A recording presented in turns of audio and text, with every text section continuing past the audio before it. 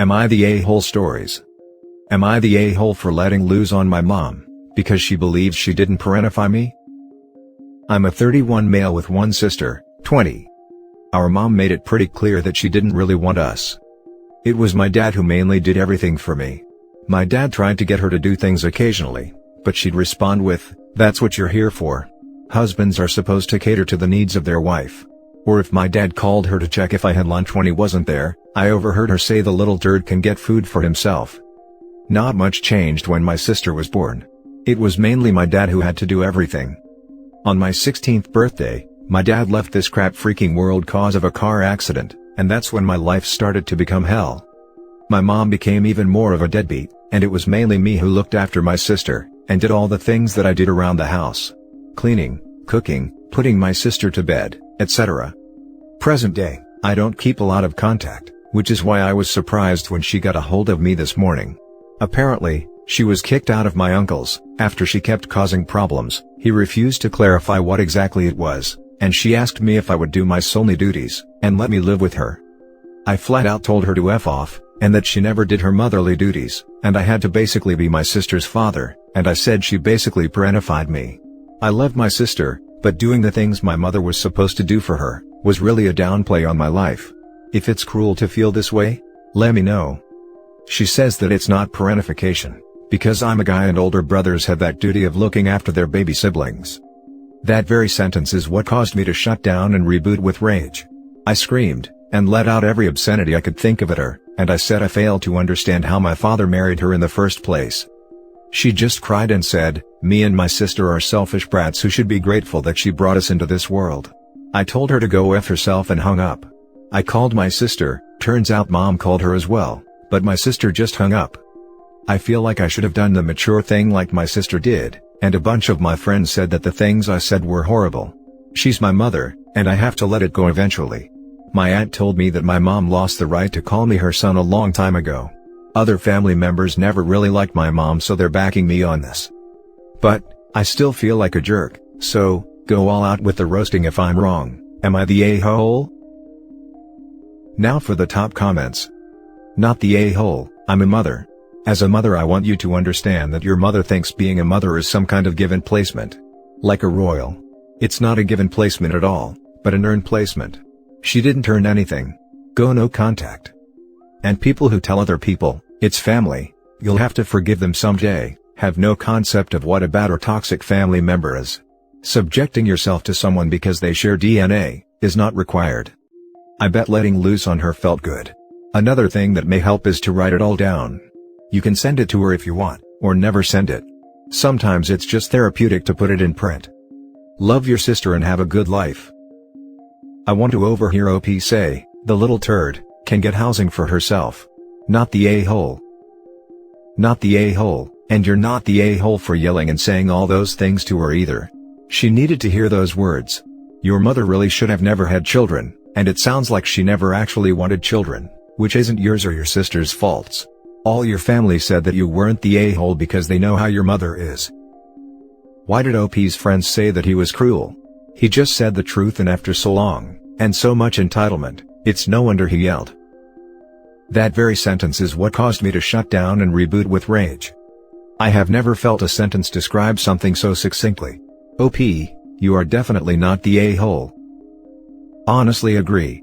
That sentence puts into words how I felt when ended up going no contact with my own mother.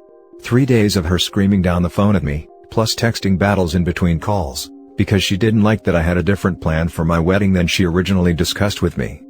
Even then, I gave her a second chance and laid down about 3 ground rules for going out to lunch with me. She broke all 3 in the first 5 minutes, literally. Now for the next story. Am I the a-hole for not letting my stepsister and her family stay with me in the short term? To make a long story short, my mom got married a year and a half ago. Her husband has a daughter a year older than me who is married with kids. She and her husband were moving to my city for his job in November, and had a place lined up. Turns out they were doing a private thing, kind of like Airbnb, and were conned out of the rent for the place. They called her dad to ask for help, and he suggested that they should ask me. She and I have no communication, so he gave her my number and he called me first to give me a heads up. I said no when he asked. Then she called and asked, and I said no again. To say they weren't happy was an understatement. My mom got involved, and said a couple of weeks wouldn't have hurt. Her husband was the one who did the most communication with me about the whole thing. He said I was turning my back on family, how could I leave my own sister and nieces on the street, etc. I rolled my eyes, which he couldn't see, and I told him I did not feel comfortable opening my home at this time. The truth is, I do not see this girl or her family as anything to me. We are both adults. We met twice in our lives. We have never talked outside of those 2 times. They are strangers to me, not family, and my mom's husband is not family either. He's just my mom's husband. I only had stepsister in the title, because my mom's husband's daughter is just going to make the title long as hell. My fiancé was glad I didn't want them to stay too, but he would have been fine with it if I had felt differently. I need to know if I'm the a-hole though. My mom isn't pissed, but she's upset I turned them down. And she's who I care about most in this. Am I the a-hole? Now for the comments. Not the a-hole. You've met twice. She's a stranger. Op and the stepsister met twice, she's a stranger, and there's a freaking pandemic going on. Bringing a whole family unit into OP's home is such a bad idea all around. Not the a-hole. Not the a-hole, it was pretty bold of them to try using the family card on you, when you literally are strangers. I wouldn't feel comfortable having them in my place either, nor would I claim them as family. Not the a-hole, you don't know this person at all. Why doesn't she move in with her dad? Or, just find an apartment in town? It can't take more than a week to find a place. My mom and her husband are nowhere near the city, so they were not a good option. I think he wanted to find them something that would cost them little to nothing, aka, staying with someone.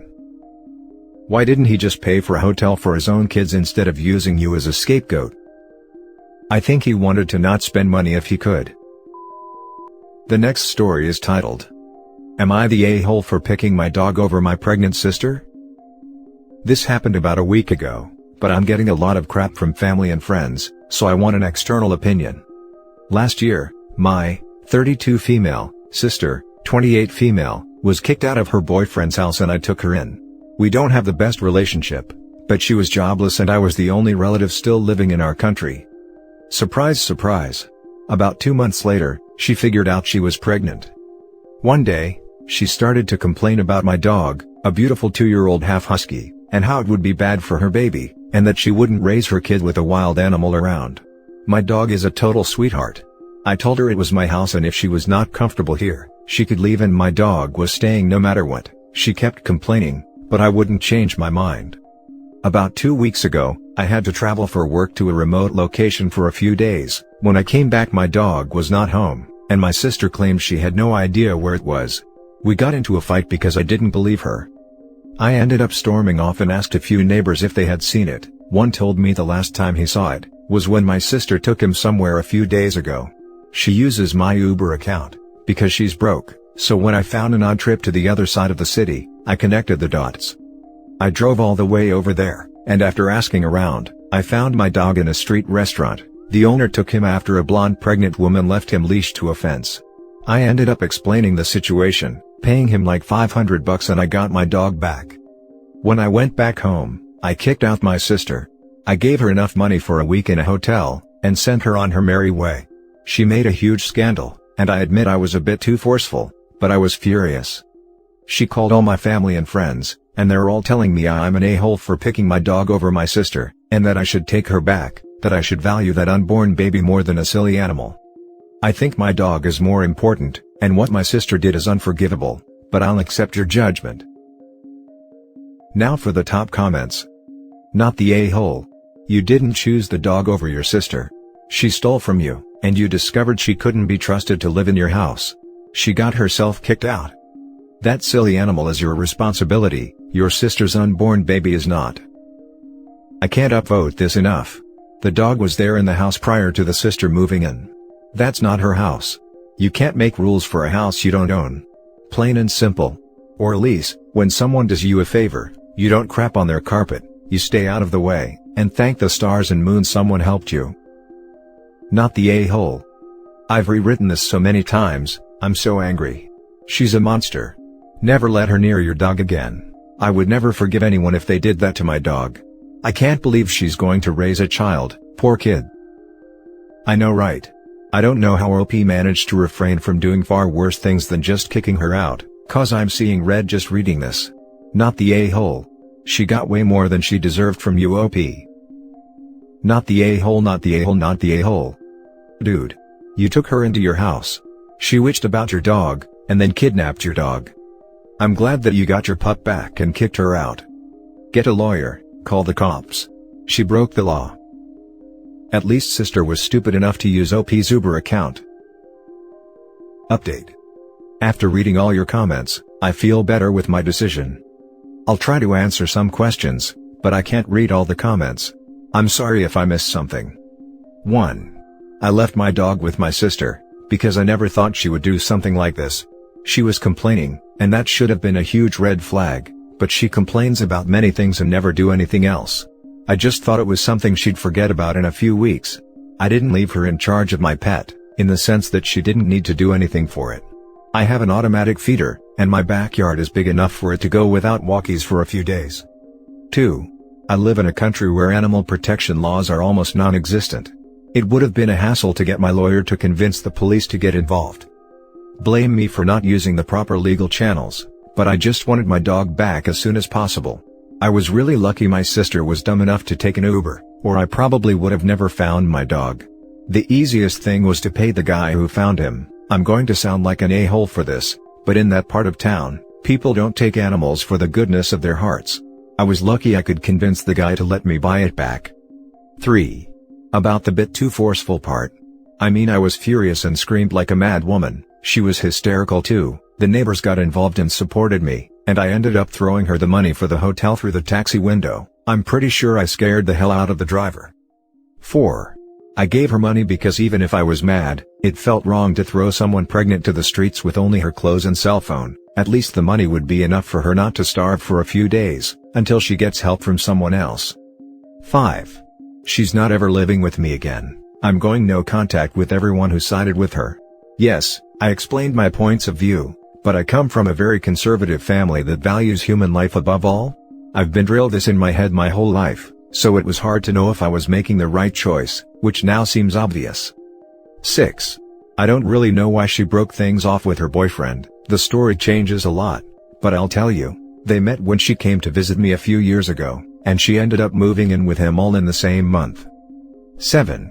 The arrangement was that she could live with me until the pandemic is over. No one would hire a pregnant woman, plus she works in tourism, which is a dead field right now.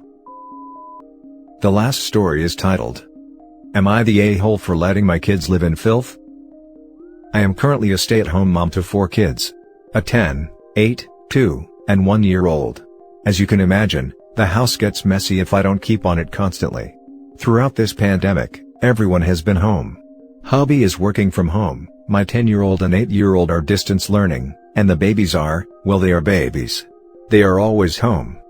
This normally isn't a problem for me. I have to clean a bit more, and help my older ones with school, but all in all, not too much has changed for myself. My family, on the other hand, seem to think being home all day every day is grounds to be lazy 24/7. I do not put up with this, but somehow, my floor is a catch-all. When I talk to everyone, or discuss chore charts, everyone agrees with me, then goes right back to normal. The older kids have completely lost their allowance due to this. On to the incident. A little under a week ago, I told everyone it's their responsibility to clean.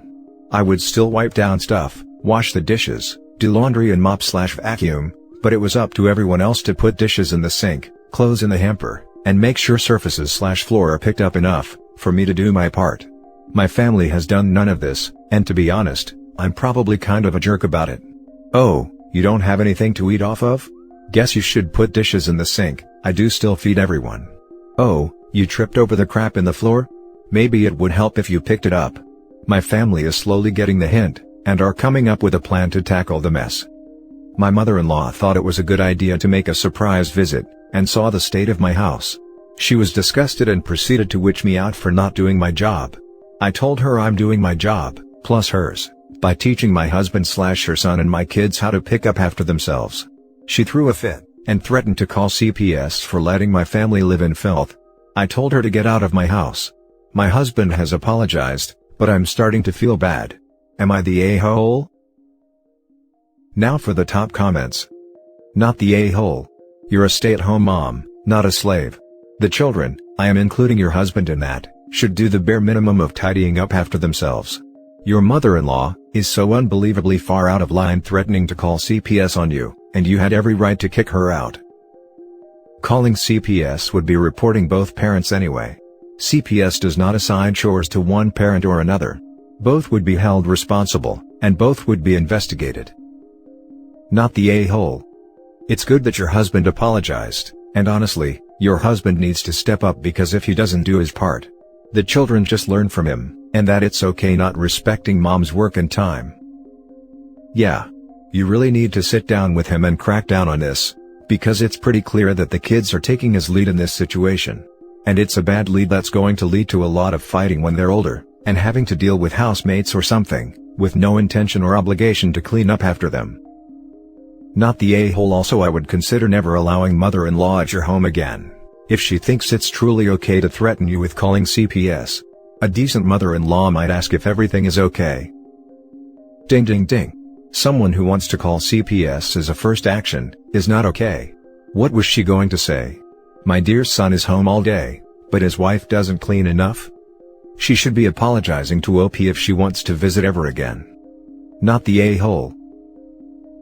And that's it for this video, guys. If you have thoughts to share, leave a comment below. Don't forget to hit like and subscribe if you like this content. I'll catch you in the next one. Good day, everyone.